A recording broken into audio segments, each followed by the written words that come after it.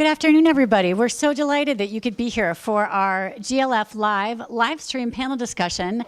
And today we're going to be talking about the issue of women's economic empowerment. We are so happy to have been able to convene this panel this week. We're on day 3 now of a 4-day program for our annual Global Leadership Forum.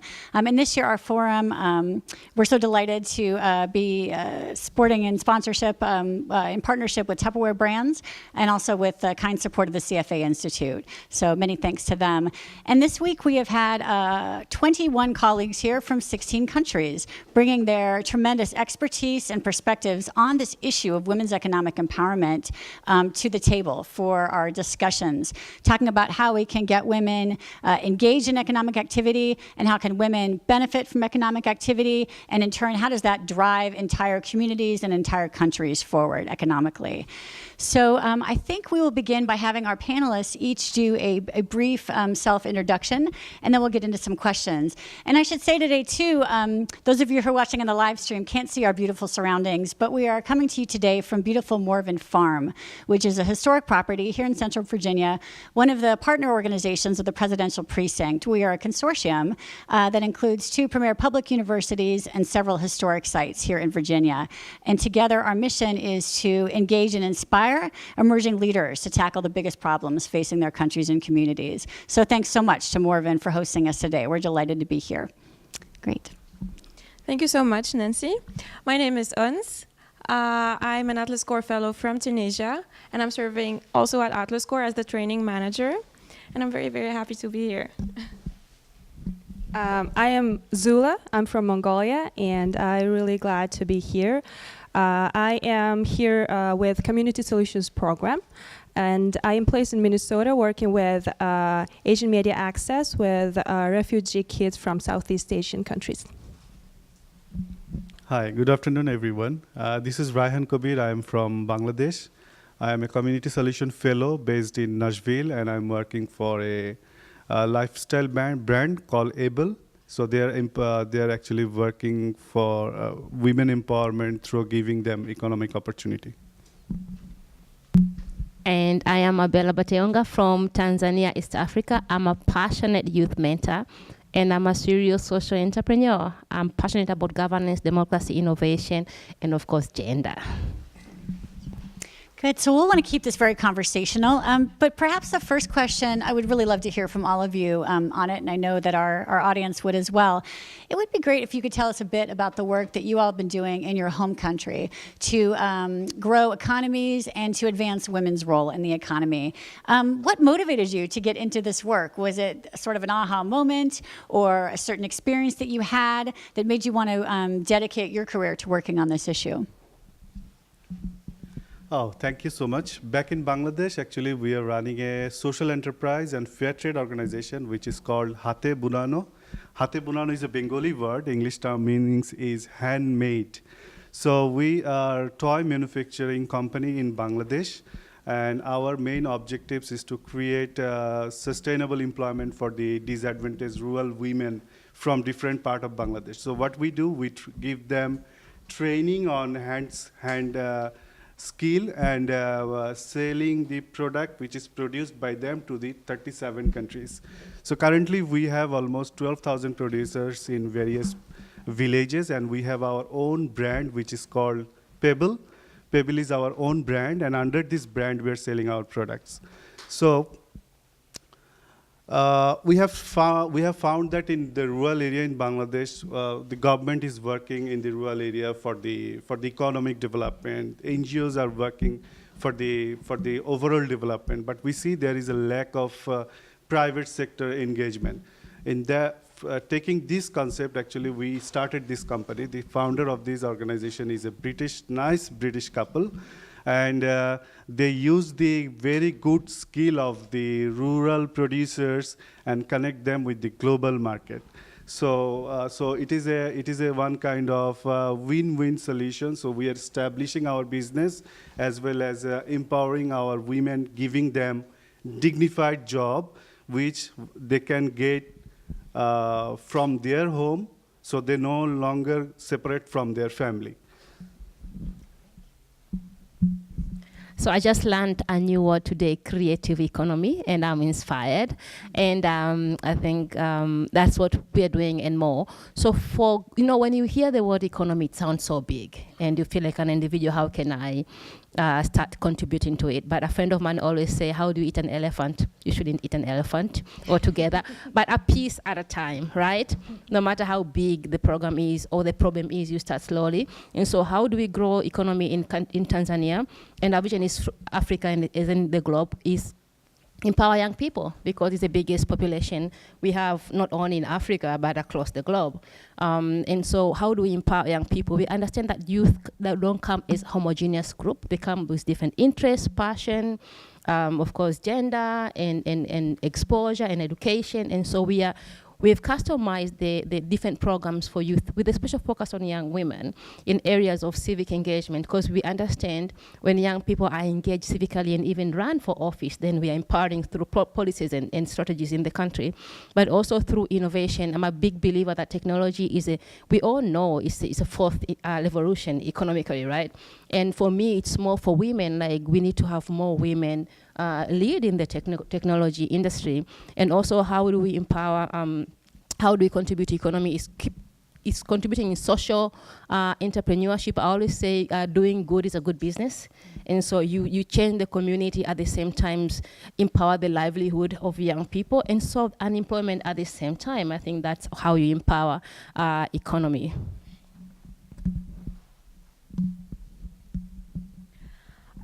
So 7 years ago, I don't know if you've heard about the Jasmine Revolution. It was initiated in Tunisia by a lot of great change makers, and a high percentage of women were there. And there was a boom in civil society, and there was a lot of women's organizations starting amazing engagement community initiatives. And I moved out from my parents' house. I went to Tunis, the capital, and I started getting involved in these initiatives, and that was my aha moment. I said I wanted to do this for a living. And so I met this amazing Ashoka fellow, and we worked together in this amazing space called Synergy, where we provide spaces for women who have ideas of projects, and we provide them with a lot of business development services, mentoring, coaching. We would introduce them to other people in co-working spaces where they can gain perspective and develop their ideas. And 2 weeks ago, I was scrolling down my Facebook page and I saw a picture of one of the participants who initiated her own project. And she's now in Libya. And she's sharing the same mentality and the same services she had to her own community. Yeah. Back in my country, I am, apart from my job, I'm a member of international youth organization called JCI. And we have a lot of different projects that we implement every year. The biggest one is a project called Positive Mind. So we established it in January 2015, and we had a research saying that there's only 4 positive skills, personal skills like active person and responsible citizen skills provided to the youth through the school education system. In average, there's only 4 in Mongolia, where in developed countries, it's in average 52. So it's about tolerance, respecting each other, teamwork, all those life skills that needed to become a responsible adult and a responsible citizen of the world. So Positive Mind aims to bring awareness about those life skills to the children. We have very small population in Mongolia. We have only about 3 million people. With this project, within the last 4 years, we reached about 500,000 people in person, teaching them, providing them lectures about all these positive skills that needed for them for their future lives. And during that, we've been working mostly with school kids and university students. And I observed that a lot of them, especially girls, they're very good at the education, but they're not having any a brave thing to join the entrepreneurship. They're very good at completing the tasks and working and planning, but they don't believe in their own skills to lead and start the enterprise. And when I actually, aha moment was in America. When I got here, I saw that students and kids in school already learn a lot of technology skills, coding. There's a lot of programs to advance girls' skills in technology, like Girls Who Code, and we don't have that yet. So apart from all the other issues like poverty, unemployment, etc., we need to help our girls to obtain these skills, as Abella said. It's globally, it's gonna be technology and coding. I really believe that coding is gonna be a skill like driving. Yes. Few decades ago,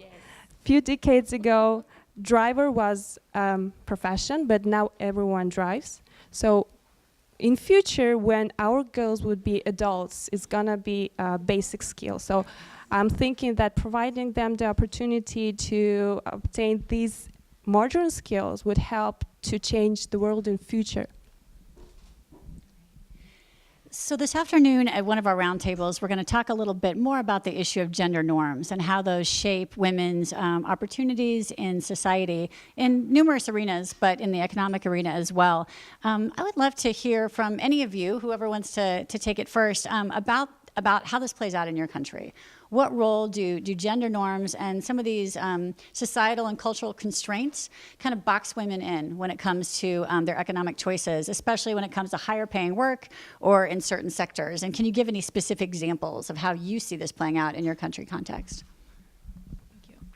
So in some rural communities in Tunisia, well, it's kind of a patriarchal society. Family is the most important unit in society. So women would prioritize stay at home, then go to work.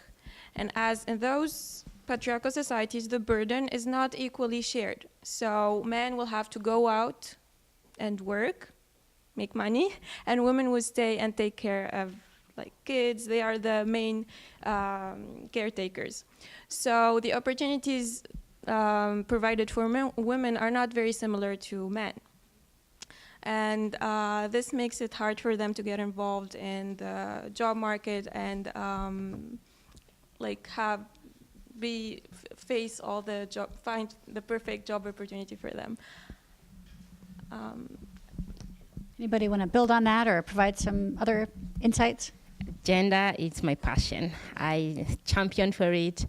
You know, just like the way we condition when babies are born, that we say pink is for girls and blue is for boys. I think it starts from there. Like, let the kids choose if they want pink or blue. That's where it starts. It goes so bigger. Like, we grew up thinking that if in Africa, in my country, and I think it's in many countries also, if you're a woman and you're not married, you cannot run for office. Why? If you're a woman and you're divorced, then there's a certain kind of value you've lost. You know, if you don't have, God forbid, if you don't have children, you know, then, I mean, can't I be me as I am and be a leader, you know? Or sometimes when you work in a meeting and you're a woman and you're young, you have to over-justify yourself while you're sitting on the table. Can't you just listen to what I have to say and evaluate me for what I bring on the table more than the identity I come with, you know? And so I really keep saying I don't want to break the glass ceiling. And yesterday I learned sticky floor. I was like, oh, wow. Yeah, I see both. I mean, I just want to just remove the ceiling altogether. Can we all just operate in a way there where we are evaluated by the skills, the competencies we bring? I understand, though, I'm not naive of the fact that the patriarchal system has a lot to play with it. So much so that in some of the country, like in my country, there are even laws that a girl can be married at the age of 16. This is a girl. Can she go to school, please? You know, a friend of mine, Rebecca, she just won. She was being awarded the UN Human Rights Award last week because she managed to break that barrier by saying girls should go to school. So it's either early marriage or traditional practice that prepare to be a wife more than being an engineer or a pilot, or a coder. Towards like you're planning to run for office, but you're not married. And you say, wait, what does that have to do with everything? So those are the kind of gender norms that we need. We need to retell a story. And I think we shouldn't just sit down and say that is wrong. We need to show what can be, the possibility of what can be done so that people can. Sometimes I think cultural norms have made people believe in what's not. So instead of fighting it with a negative energy, we need to show the positivity of what can be if we can have a different image altogether. And that's interesting. So Abella just threw out one idea, which leads to my next question about what can be done to start shifting gender norms. I don't know, Rayhan, Zula, anybody, do you have any thoughts about how we start to create that type of change? And do you see things changing in your country, especially among young people, and not to put you on the spot, but especially among young men? Or do you see any ways that interesting ways that things are shifting in your country? Yeah, thank you.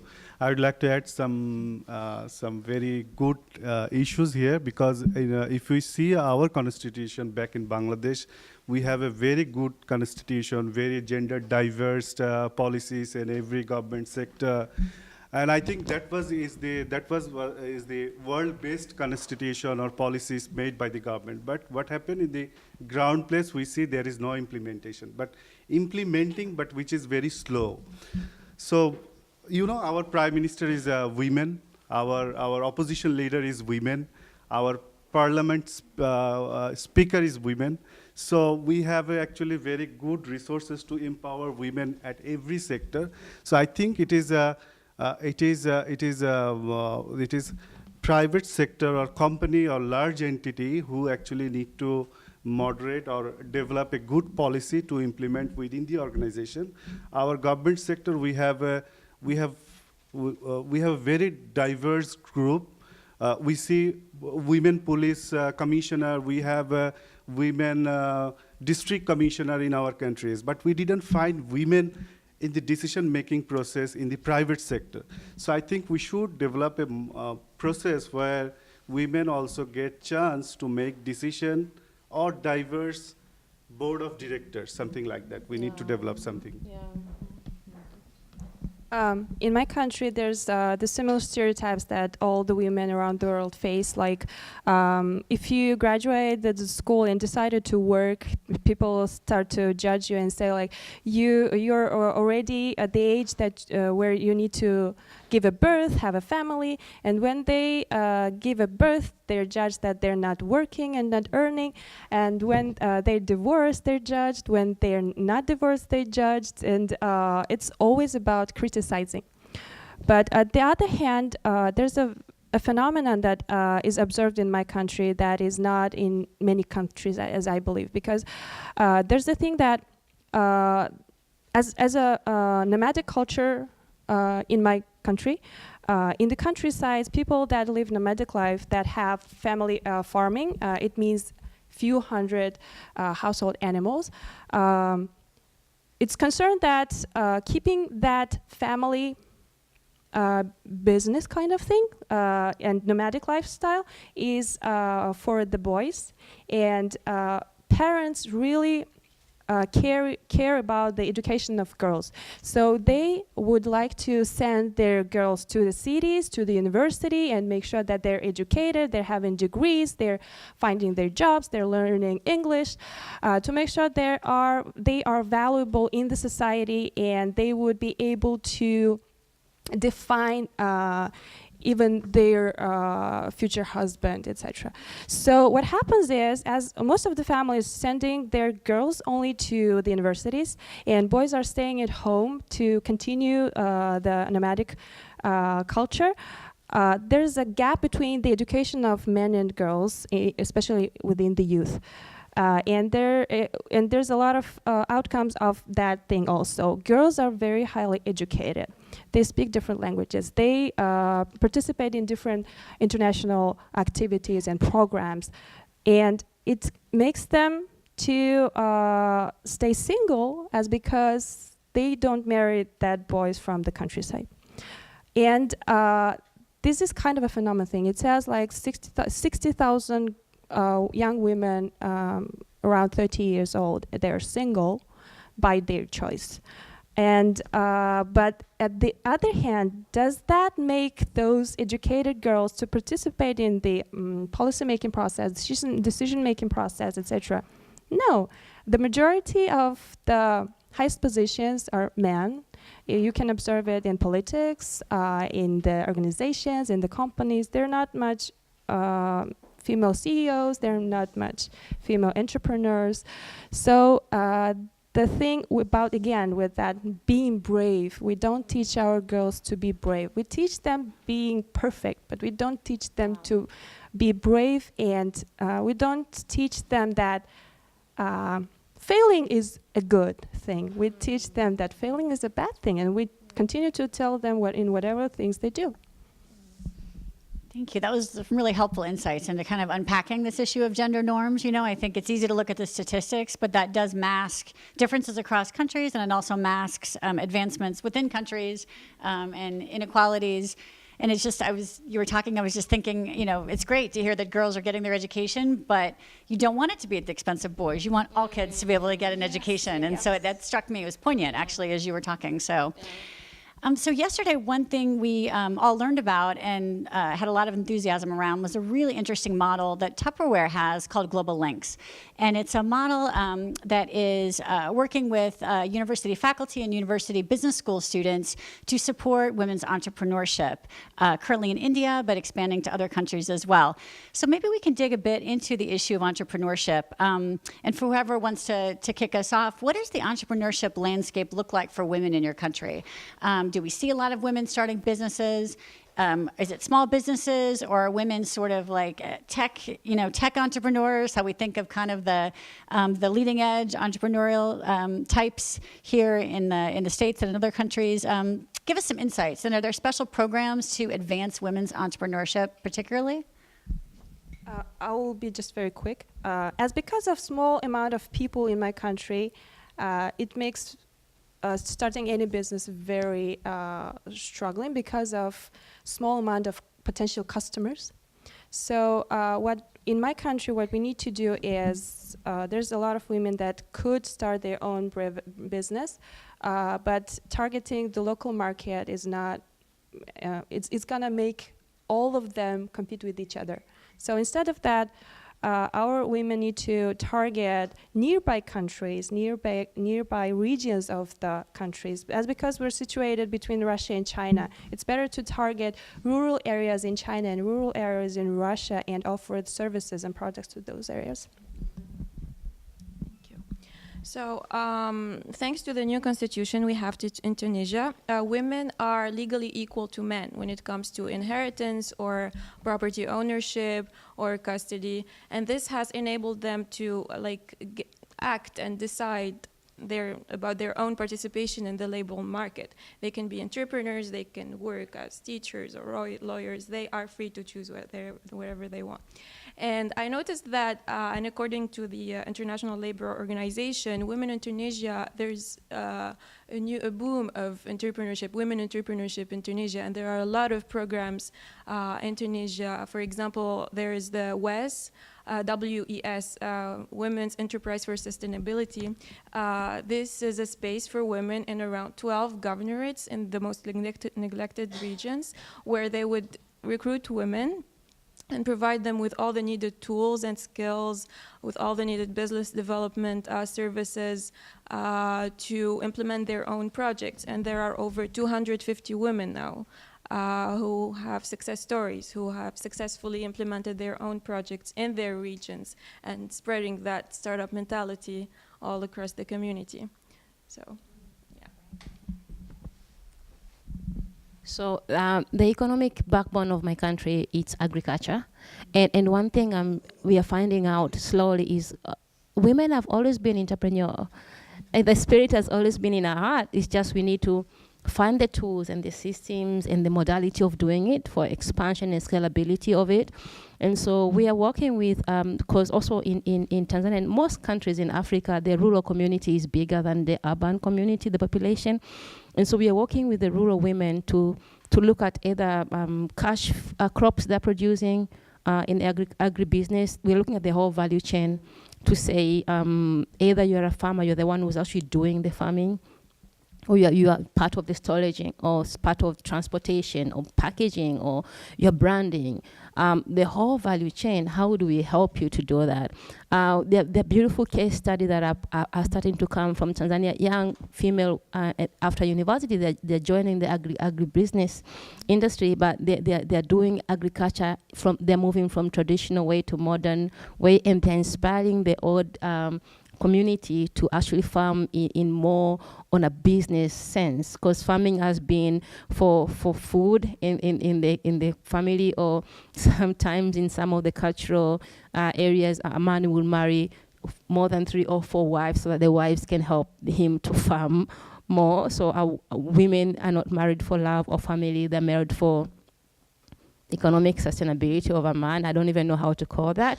And it's a culture that it's so engraved in people, they think it's normal. So we're actually looking at that agribusiness. But also, I'm inspired by the technology and the community solutions that are coming out of the tech innovation from young female innovators. And one thing I'm realizing is when you see the tech solution that come from female innovators, are coming with so much empathy, because they're really looking at the community solution from a very detailed, a very, I'm not saying men are not coming out with like, but I'm just finding out that when I look at the product that is made, the innovative program that is made with the women, it has a touch that it has all the technical bit and the empathy and kindness bit out of it. And so that's the part I'm saying that is coming up. So we were at a site visit this morning talking with some colleagues at the Charlottesville Works Initiative and the Net to Work Initiative, which is basically matching here in our community people with jobs. But not just matching them, helping them get there, to develop the skill set to get there. So maybe we can talk a bit about the skills gap, because this is an off-cited reason that women lag behind in the economy. And maybe, Rayhan, you could talk about this, because I know that one big piece of what you're doing is training women, to develop the skills to be producers and innovators. So I'd love to kick this off, but let's hear from other colleagues too. So thank you. Thank you so much. So in Bangladesh, actually, women empowerment movement started long years back, because Bangladesh has been ruled by the female prime minister from maybe 1994. Still, we have female prime minister. So we have a very good agenda in our box, and we are empowering women, because Bangladesh is a very small country. So if there is any movement arise, it can easily implement within the whole country. So we have seen that a very diverse group in the government sector, but the problem, we also have a women in entrepreneur network, which is helping women to start their business. We also seen women in tech company from the recent year, and surprisingly, we have seen the women in the textile industry at the management level, because normally the textile industry is led by the men. Most of the families don't thinks that this is not actually good for female, because it's totally different type of industry. But still, women are entering into this industry as well, as a merchandiser, as a higher level manager. So we are very happy about that. And what we are doing in rural area, because 80% of our people are living in the rural area, and 50% of them are women. But nobody is working with these disadvantaged women. Our women are facing challenge in terms of poverty, in terms of climate change, in terms of, there are a lot of challenges. So only the government and NGOs are working with them. When we started working with that ladies, they become very enthusiastic, and they wanted to learn, they wanted to actually earn money instead of getting any funding from any NGOs. So we actually get a lot of inspiration when we engage our ladies within our work. And happily, we can say that we have at least now 12,000 happy faces with us. Okay, please, yeah. So one thing I'm realizing, again, women are not a homogeneous group, right? We have in school, some of the young women are still in school, some of them are out of school, some of them are young mothers, some of them are widows, some of them are business, some of them are professors and in academic institution. So when you are trying to create a skill set that is fitting, it really need-based, but we've tried to look at it and we've quantified in 3 areas. It's leadership, it's life skill, and it's livelihood. And so we think life skill is important because we want to make a business case out of their activities, so to be able for them to survive. So it's livelihood. It's not even survival, it's impact, individual economic empowerment and community economic empowerment. And then for life skills, it's important that they have confidence, that they can stand and present, that they can have technical know-how of what they are doing. And then we realize that for leadership is they need also to affect the environment, political policies and strategies. And so this is kind of set that we're actually doing. Yeah, it's interesting. I hear a thread coming through here about women needing to be have opportunity to be in positions of decision-making power. I hear the echoes from some of your comments. Anything that you all would like to add about the skills gap in your country? Any insights? In my country, I think as because of language, as English, as Mongolian language is spoken only by that 3 million people, and some of the people speak different native languages in my country. That makes the information opportunity that we can get from the internet, like self-learning, learning from the YouTube videos, learning from tutorials, or doing a freelance job online at home when they're not working or looking after the kids.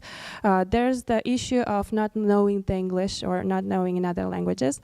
And that really needs to be improved, as because when any information or YouTube tutorial, for example, is translated to Mongolian with, for example, with Mongolian subtitle, it's broadly shared and everyone is trying just to grab and use that opportunity.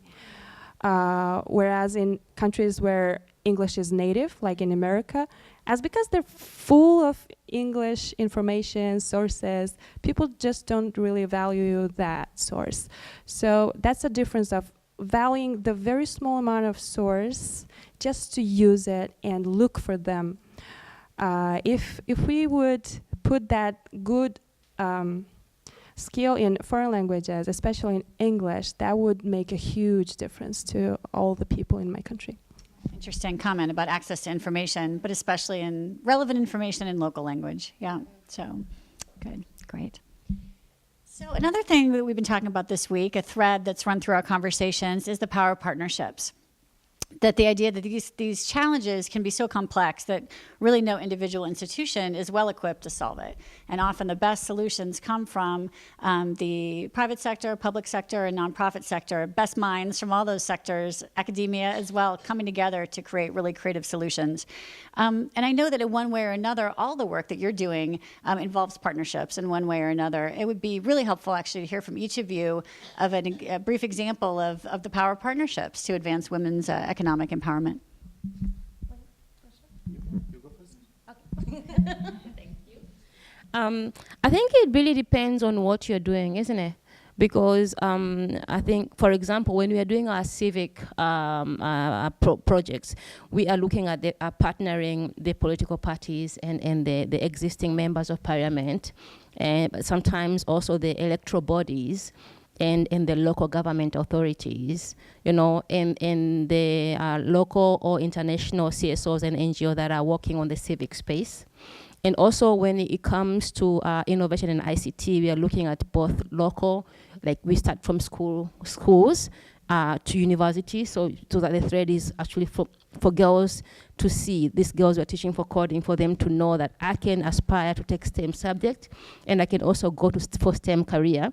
And then we take them into regional to impact the inclusivity policies, the digital gender gap, but also we even began to partner with MIT, the Scratch conference, meaning we go beyond from a public school to the ICT of the world, And the same thing goes to artists. When we work with artists, we look at what is their need? Their need is leadership, and they want to lead and they want to say something, but they also want to make money. So we want to formalize the art industry. We're like, who has power to formalize the strategies? The government.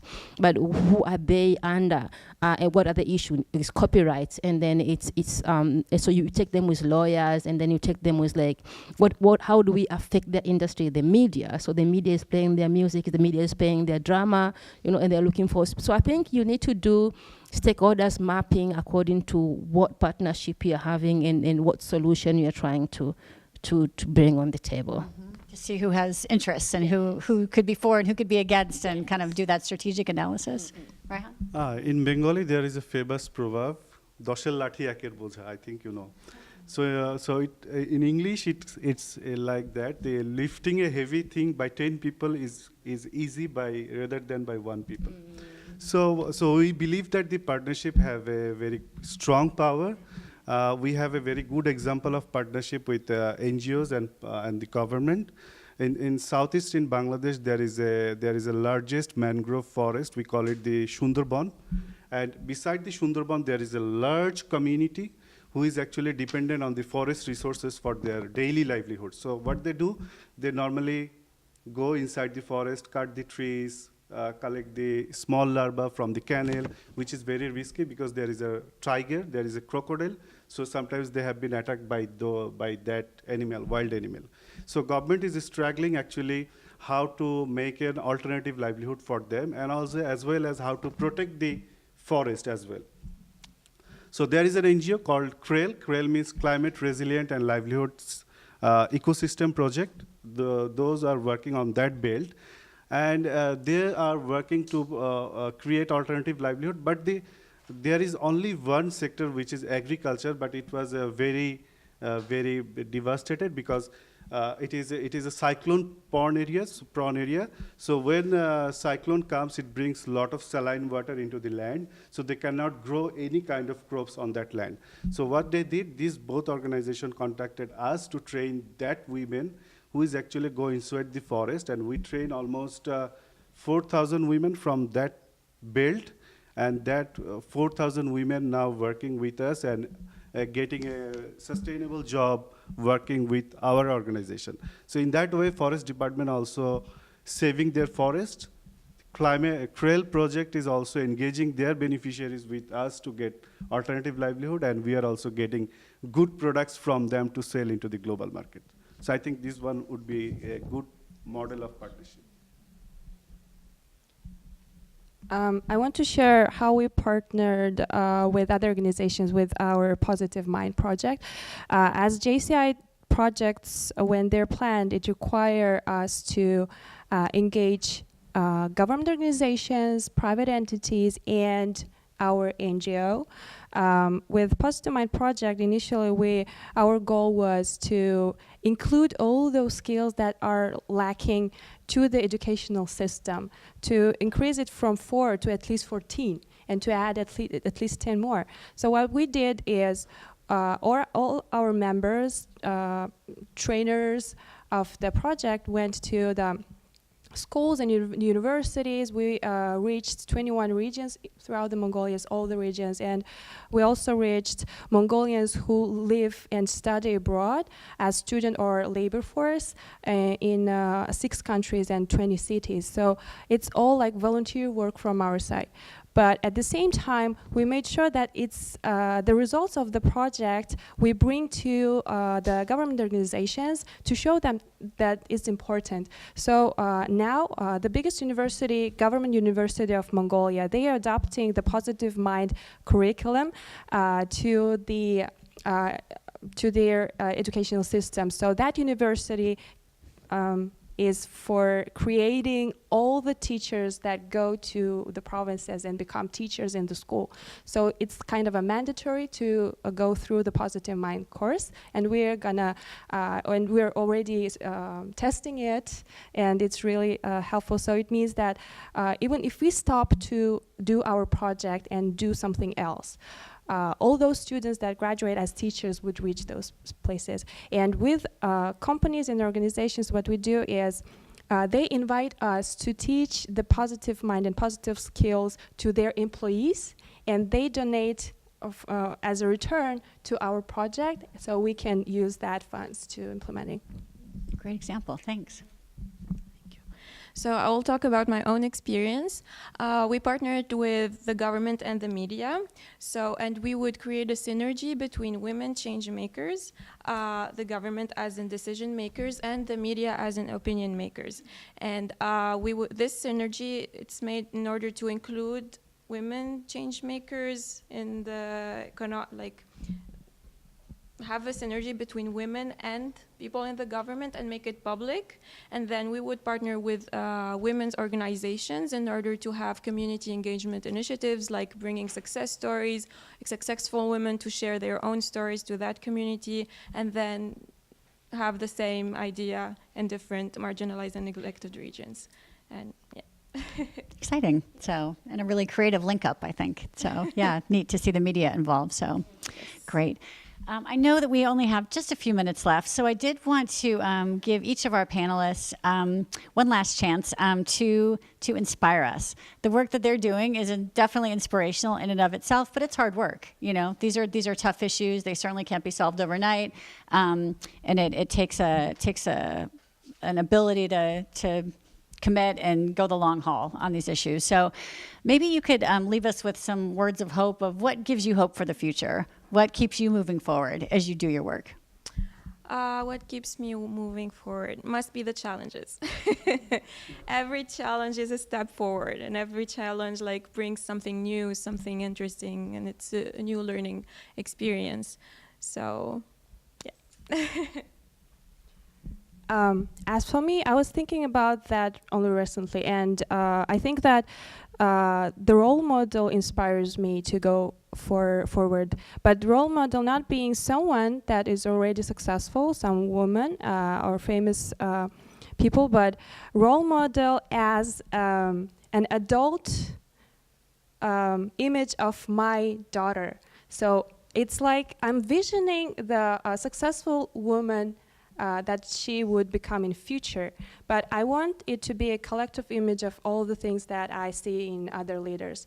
And when I learn about other leaders and their success stories and what they do, I get motivated. So that image that I vision, it becomes more and more and more successful and powerful. So I really want to be a role model for my girl, so she will become that role model that I vision in her future.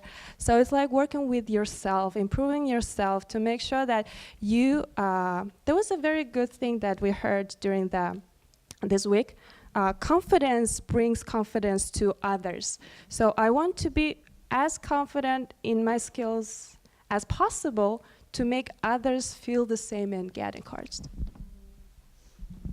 For me, actually, the happy faces of the women from rural villages inspired me to go further. And I like her comments that confidence brings confidence, because when a woman from the vulnerable rural area get confidence, it also creates confidence for other ladies who are living beside them.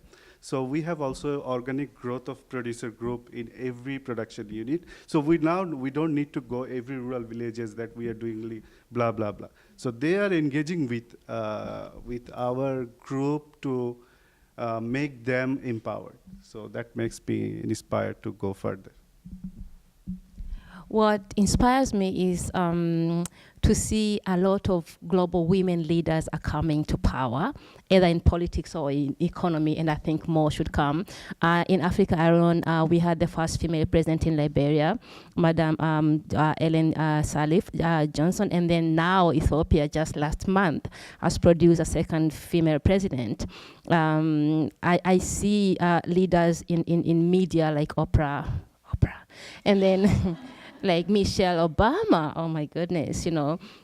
And these women inspire me. I see a Prime Minister of New Zealand, she's like my new inspiration, Jacinda Ardern, you know, and I see many women are running for office, I actually hiring more people. But also what inspires me is young people that are coming into power, and so we are breaking the what was known to be the tradition of leaders. Now more women and more youth are coming. Though, however, just like the way we are saying gender equality should not be in the expense of men, I would say I'm looking now further for intergenerational dialogues where we don't empower so many youth and we forget the older generation because we need one another, but also as women are being more empowered, men and women to lead together because we are one community. Well, I think those are great words for us to end on today. Thank you so much for attending our GLF Live panel discussion today, whether in person or via our live stream. Thanks so much for tuning in. I'd like to extend our thanks again to Tupperware Brands, our partner for this week's event, and also to CFA Institute for their generous support, to Morven Farm for hosting us today, and to the University of Virginia for hosting us for some other programs that we had this week. And finally, but certainly not least, a warm round of applause for our panelists for sharing their insights with us today.